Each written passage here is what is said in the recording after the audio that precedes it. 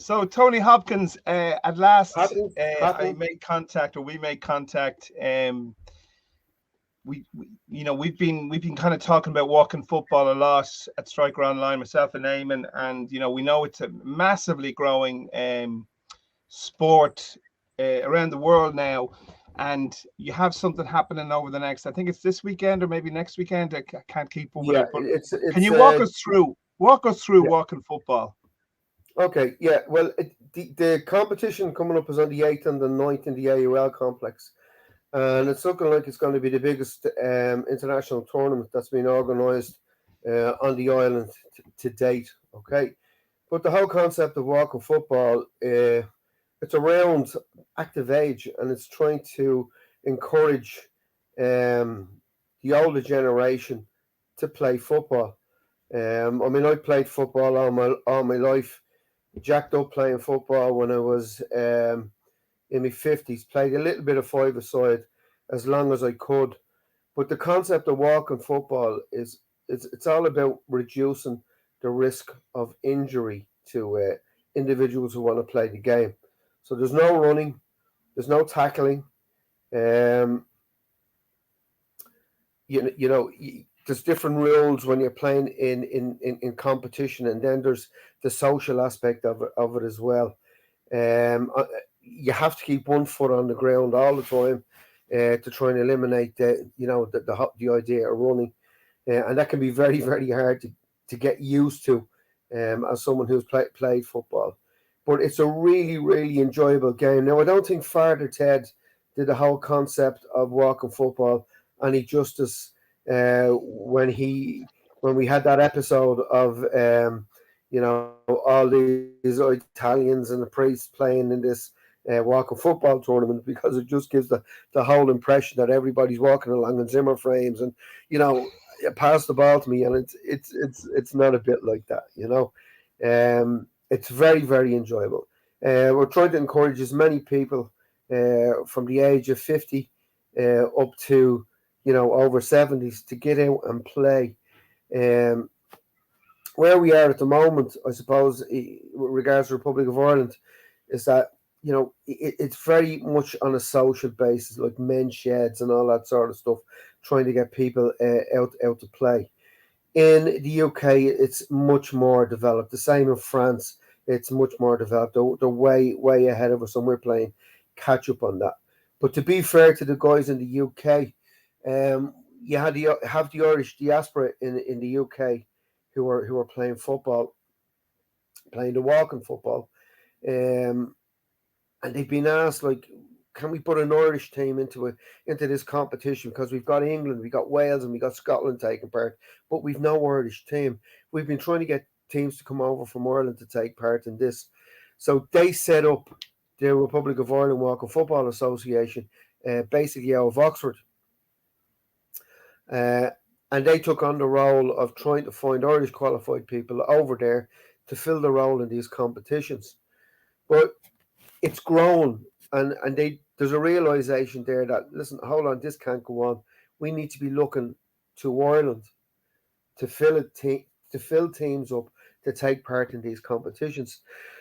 So I spoke with Michael O'Byrne, who is the president of the Republic of Ireland Walking Football Association, and he talked about where we are at the moment in Ireland with regards to walking football. Uh, and as I say, it's mainly on a social footing here. But we're looking to see how we can facilitate for those who want to play a bit more competitive in these competitions. So um, what we've done is we have a WhatsApp group with the different. There are a good few groups around Dublin and then different parts of Ireland. There's Willow Park down on Athlone. We have a good relationship with, and then there's down in Cork. They have a group down there. Hello, I'm here. I can hear you. can you hear me? Can you see me? I can see you. Yeah. Okay. Sorry. I think it's just rubbing my finger on the cursor there. Just the image went. Yeah. So sorry. So down in Cork now they have a walking football group going down there. So we're starting to see it evolve around the different provinces. Okay, But what we need to do is try and pull everybody in together rather than have kind of separate groups around the place who are doing their own things. So what has happened with regard to representative stuff is that we had Dermot Hurley came over from the UK and he visited a few groups and he wanted to see what the standard was like over here. And he's invited a number of players to take part in the international competitions ranging from 50s, 60s, and 70s. So we now have representation from the Republic of players on these teams with some of the diaspora from the UK. But they're looking to base it now in the Republic of Ireland, which is appropriate, you know.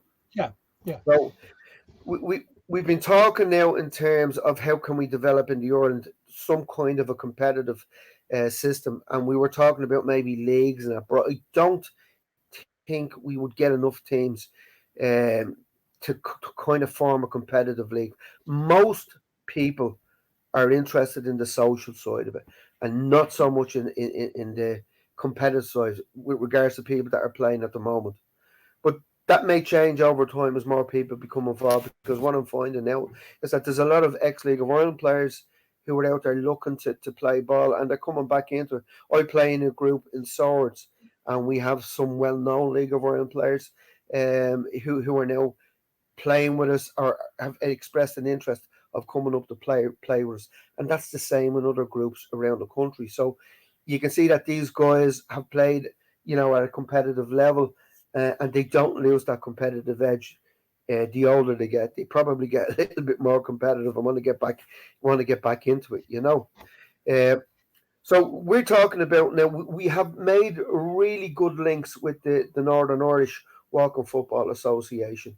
A chap called David Lemon up there, really nice lad, and a really good bunch of lads up there invited us up from Dublin to play up in the Shadows of Windsor Park up there.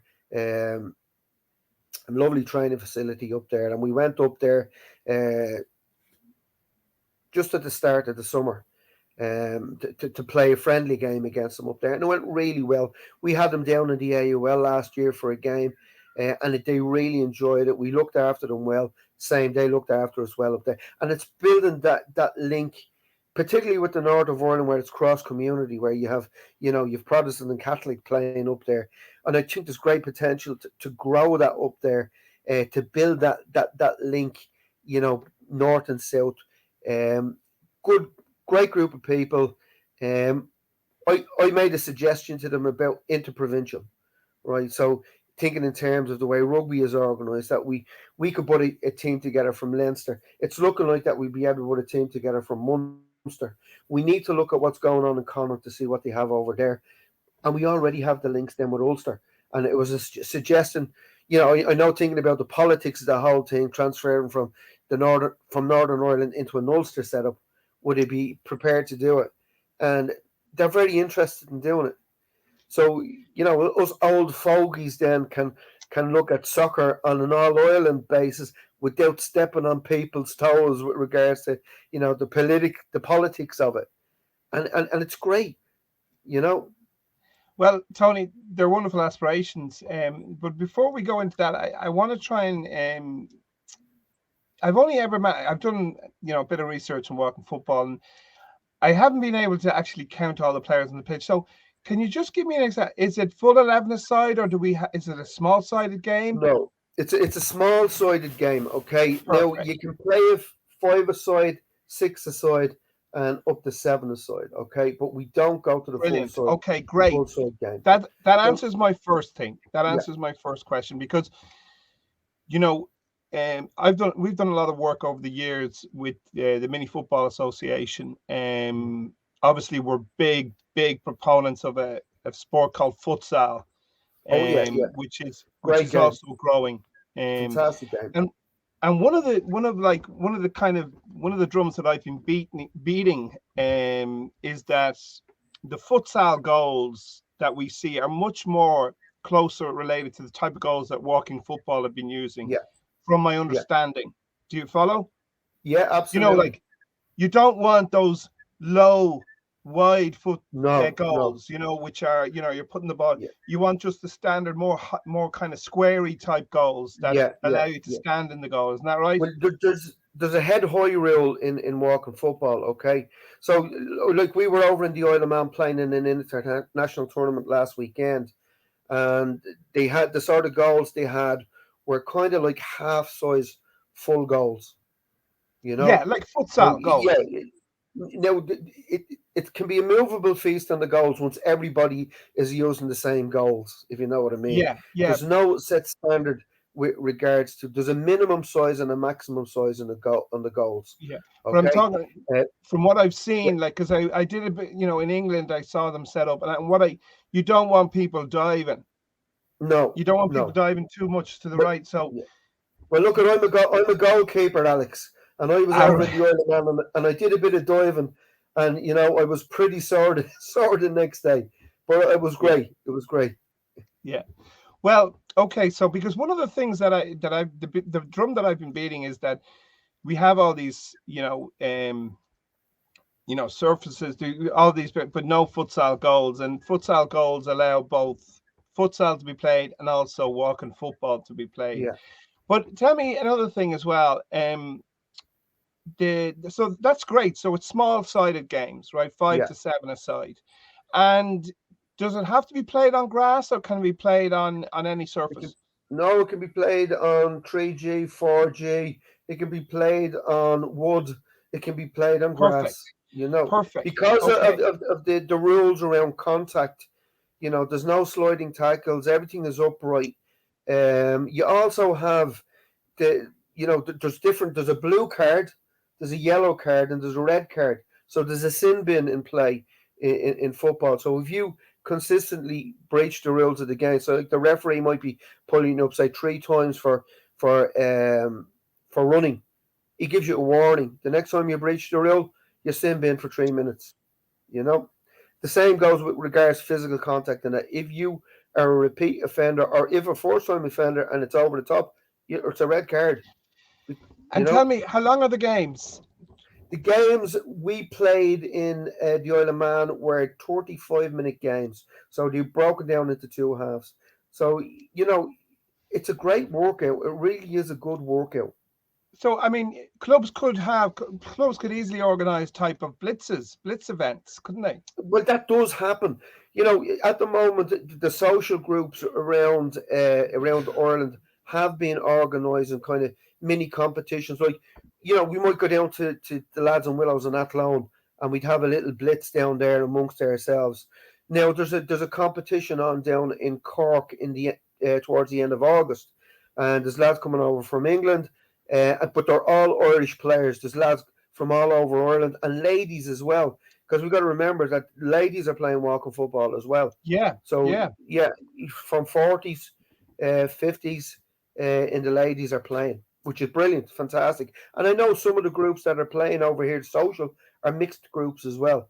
I know there's Jerry Cunningham down in Clongriffin runs a lovely group down there of mixed footballers, and it's all mixed ability as well. But it's about getting out, enjoying yourself, having that bit of banter and a bit of crack, and that feel good factor when you've played a game of football and everybody's had fun. You just go home with a smile on your face, Oh, despite listen, the fact that you might be the sore. yeah, But it's great. It's listen, really good. it's brilliant. And if football is growing at a huge pace, and I one of the things I say is that football is both expanding and extending. It's expanding in terms of the Yeah, different types of football people are playing and the yeah, different ways that it's consumed, but it's extending in the sense that yeah, we're playing it for way longer, and football yeah, is now a lifelong companion, yeah, yeah, which is yeah, something that many sports can't do. yeah. So Absolutely. tell me something. What would you like to see? I mean, if you had, 5 years from now, where would you like to see walking football? I would like to see the FAI take on all levels of walking football. That's what I would love to see. Okay, and I'd love to see encouragement from the FAI towards you know the more competitive side uh, of walking football to be fair to the FAI, they are very much on board with the social side, and they put a lot of investment into the social side. But I would like to think that they wouldn't run away from the competitive side. At the moment, what we do is it's all self-funded. I mean, we organise our own kit, we organise our own travel, but we play for Ireland.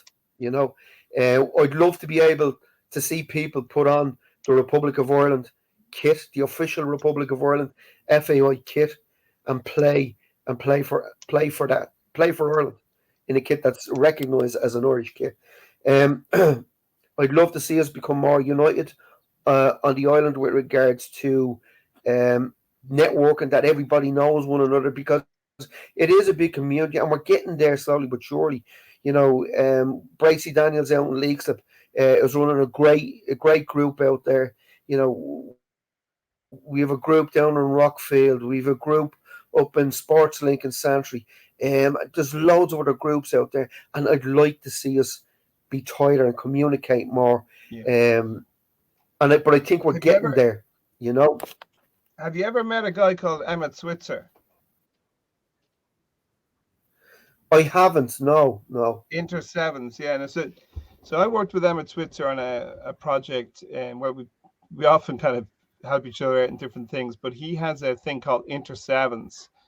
So he's Yeah, it's one of the most successful kind of clubs in the country. He has 130 teams playing in a kind of seven-a-side very good. full tilt Yeah, football, and they play on brilliant. they Yeah, split a full size pitch into four pitches, and they play a refless yeah, game. It's refless social soccer, but it's yeah, full yeah. tilt, brilliant standard. Self-regulating. Yeah. Yeah, it's brilliant. But you know, I've been talking to him a few times about walking football, and he's a big proponent of football for all. And he's kind of Yeah, like he's the head of he's the president of what's called the Mini Football Association, which effectively is everything in between futsal and 11 an 11 aside, side. the small Yeah, sided yeah, game. yeah, yeah, And I think you mentioned the men's sheds and things like that. I I yeah. think that he could be very interested in seeing what he can do to help bring about a Brilliant. vision. It's very hard for the FAI. Yeah, It's very difficult for them to get involved with the constantly expanding game that is football at the moment, and yeah, they have to be very focused. But we at Striker Online, we see the opportunities, and we also see the potential to bring in to increase the exposure and the profile of these subsectors of the game, and to maybe work with sponsors and things. I mean, I keep yeah, saying to 1,500 euros is all it takes to put one of these goals into these places. yeah, That's the maximum. That's their proper goals. You can get lower level goals as well. But all of a sudden, the key thing I think that you might agree with me on here is the ability for someone to join a game of football yeah, with ease. In other yeah, words, there's a walking football game going on. yeah. Put your name down, come along. Come along. Absolutely, absolutely right. Because it's football for all. Yeah. And as I say, to be fair to the FAI, they do have a focus on social football, and they are Oh doing yeah, their best at yeah, the moment in difficult circumstances to try and provide for that. That they're not ready for the more competitive stuff, which is fine, you know. Um, but hopefully, somewhere down the line, they can find space for the people who want to play it at a competitive level. Um, because you got to remember, a lot of people who are playing football now, the walk of football now, are people who have invested in soccer down through the years. I mean, I've coached at schoolboys, uh, schoolboys level. I've coached at junior level, and I don't want to walk away from football. It's my life. I love the game, and I want to play it. I want to be able to play it until I'm 80, and if I die on a football pitch, I'll die happy. And And what to age are you provide at? that for, I think to provide that for people who have actually put a lot into the game themselves over the years, it's nice to give something back. I think, you know. Listen, Tony, there's little bars in clubhouses all over the country that Absolutely. will be delighted Yeah, to have something going on with their older players, and yeah, delighted to have them coming back in once a week or whenever it is, yeah, meeting up and chewing the cud after a game, having a pint after a game or whatever. yeah, Or in this case, they might yeah. even be having a Absolutely. pint before Yeah, the game. yeah, But the 35-minute games are also interesting as well because you can create blitz type environments where you might have six teams. You have two little pitches, or two little yeah, seven-a-side pitches, and lots of these clubs, the pitches are lying empty. On Saturday nights yeah, when yeah, they're all gallivanting, and yeah, those older folks have finished all that, and we're kind of watching TV yeah, or whatever. Or yeah, yeah. but yeah, you're absolutely right, and so I think that we've covered a lot here. I think to get to the competitive side, and to catch up with France Yeah. and the UK, we Yeah. have to first of all just get more people Get the into the baseline. game through the social Yeah, side, yeah, get more people knowing about walking football. yeah, So what I could suggest is that let's post this up. yeah. Let's make sure that we have some kind of contact point.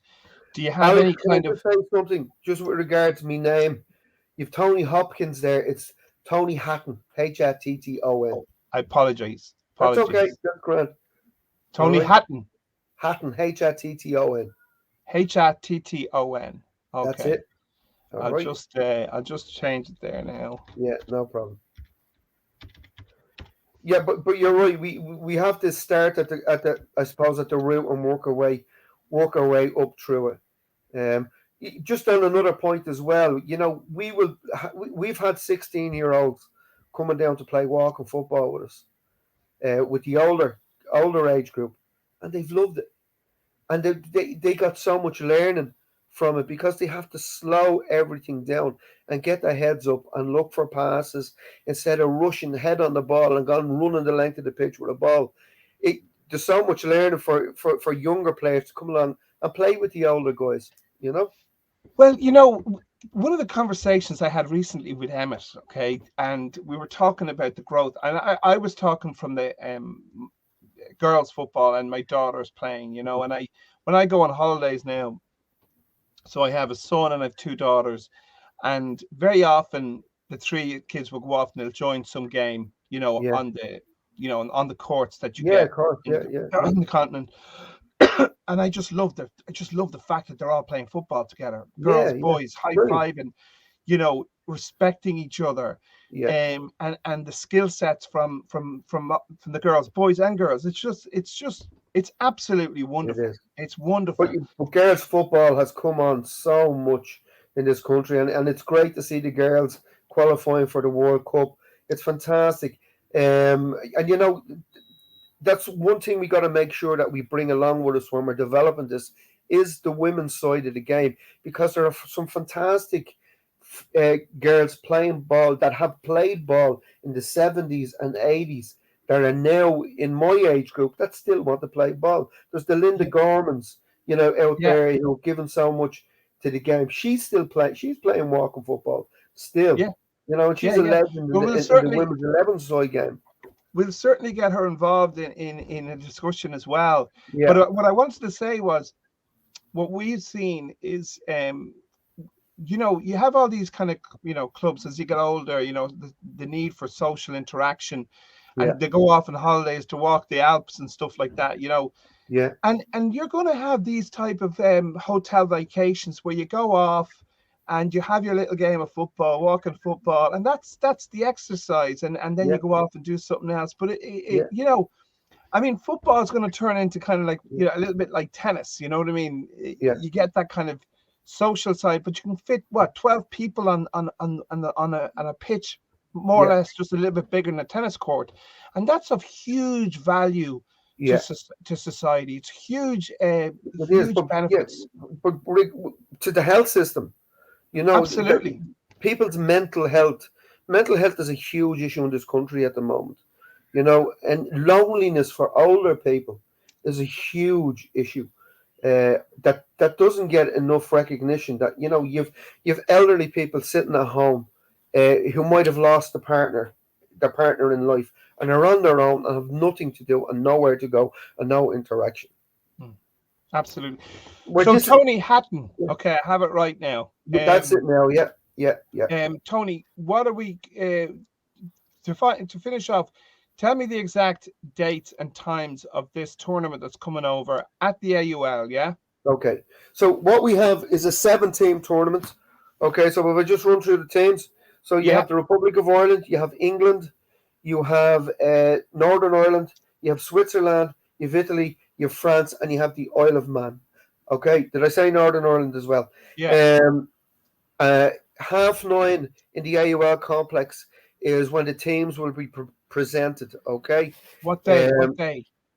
Sorry, on the Saturday. Saturday. Is that tomorrow? No, it's the following week. So Saturday, the 8th of July. The 8th. Okay. And it's over 2 days, so the 8th and the 9th. And you have there's a roster there of fixtures that go up till I think it's 4:30. What format is it in? What format are the games? I mean, is it a group stage? 7 teams? How are you working that? Is it top 4 go through or? No, it's on a league basis. Okay. Okay. Everybody plays everybody else, and I think it's being worked out on a points basis. There's no from looking through the format. So there's 3 games each day. Is that what you're saying? Yeah, absolutely. That's the way it's working out. Okay. And each of those games 35 minutes long? Yes, yeah. That's I think it's actually 30 minutes, so I think it's 15 minutes each way. So would it be I think myself or Eamon are going to go out and cover that, and I think I'll definitely be out there. You're very, very welcome to come here. It'd be great to see you out there. Yeah, I think it's a tremendous opportunity. And what are you going to be? Where are you going to be playing it? On grass? Are you going to be playing on the Astro? Yeah, it's been played on grass. So you know the complex. Yeah. Well, okay. So when you come out the arch of the complex, you go left towards the pitches, and just keep going up.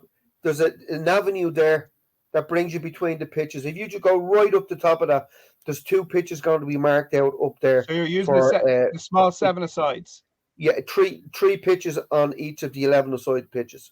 So it's going to be all played. It's going to be all played there. The presentation of teams is going to take place on what they call pitch 14, which is at the back of the clubhouse. So we have a PA system that's going to be set up to present the teams, and we're talking about playing national anthems at the moment. We have to work out the logistics of sound systems and trying to get the downloads off YouTube, whatever, for the different national anthems. So at the moment, the plan is to play the national anthems. If we run into hassle with it, we might just end up skipping the national anthems and just present the teams. Well, I mean, if you could, it might be an idea to do it in the first game. Yeah. Just so that you get the content. And then you don't have to do it again. And that's the plan, was to play the national anthems once. That was the plan. With regards to just presenting all the teams, and they all stand together when their national anthem is played. That's the plan. Yeah. Well, anyway, even if you don't play the national anthems, we can always add in the national anthems afterwards on the video. Absolutely, yeah. A bit of Photoshop if you like. Yeah. Okay. So look, I'm going to book myself in for that, because I've been dying to see it in action, and I think it's absolutely brilliant opportunity. Yeah. So between now and then, we're going to try and educate as many people as possible. Yeah. I'm going to put. Can I ask you to focus on referees as well? If we push it towards referees, because that's another area that we need to grow here, is that to get our referees over here to look at the walking football, because we need to train up referees in the rules of walking football over here. So I have spoken to a number of referees and invited them up to the complex to talk with the referees that are coming over to do the game as well. So we need to kind of make sure that they're mentioned in what we do, because for the game to develop over here, we need to have referees. Well, that's a really good point, Tony. And I think if you could send me anything that you guys have to hand, With regards maybe rules, some instruction videos. yeah. Well, what I have is we're working off the English FA Walker football rules, so I have them there somewhere. And what I'll do is I'll WhatsApp them to you. Yeah, if you can send some stuff to me, and then I can put it into the comment section of this post. Yeah, and it could help people just get an be able understanding. to just continue on the journey. Yeah. But look, let's start this relationship, and let's focus on everything we do. Obviously on the same wavelength. We see this as a great opportunity. I'm going to see I'm going to talk to Emmett and to make sure that he's looking at this as well, and see if we can come up with some ideas. And look, it's just collaboration, but there's no doubt walking football is going to be a significant part of the football landscape, the grassroots landscape. Please God, going forward. Yeah, absolutely. Come here, if you do me a favor, if you're sending any email communication, will you make sure that you CC Steve Shields into it as well, so he knows exactly where we are and what we're doing? I will. Okay? I think that he's the only email I have. I think, Tony. Okay. Have you sent me anything? I can give you my one there. Have you got a pen? Well, don't give it to me here. Just email alex@strikeronline.ie, and I'll have that then on my system, and I will of course copy Stephen Shields. Is it, or Steve Shields? Steve Shields, yeah. Steve Shields. Yeah. Okay, well, listen, that's brilliant. That's a great chat. Thanks a million for making time. I like to get these things done, brilliant. All right, the right super. Way to do it, Alex. Grab the bull by the horns. Thanks a million, Tony. Have a good weekend, and I'll talk to you during the week. Thanks for your support. It's really appreciated. Okay. Not at all. Thank you. Yourself. Take care. Bye. Bye. Bye.